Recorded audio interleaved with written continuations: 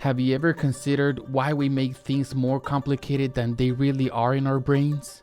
It's like a self-inflicted puzzle, isn't it? We take the simplest task, the most benign situations, and we twist them and turn them until they resemble a tangled knot of complexity. I'll admit, I'm guilty of this. Overthinking is my personal brand of complication. I'll take a situation, spin it around in my mind, scrutinize it from every possible angle until it becomes so convoluted, so intrinsicate that it bears no resemblance to its original form. This habit of mine is not isolated to overthinking alone.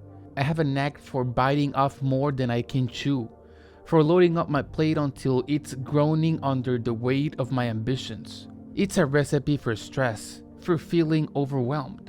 And yet, I find myself repeating the same pattern over and over again.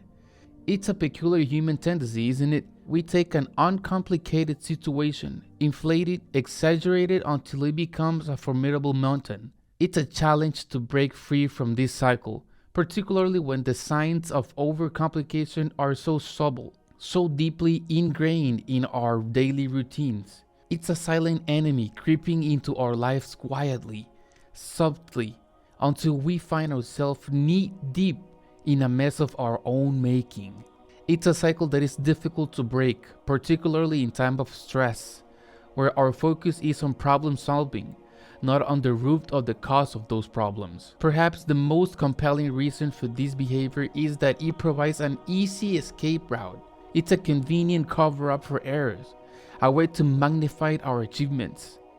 It creates a false perception of success, a win-win situation where we feel accomplished for our own victories and justified for our own failures. In reality, however, this self-created complexity often goes unnoticed by others. They see the task in its original simple form, not the convoluted version that exists in our minds.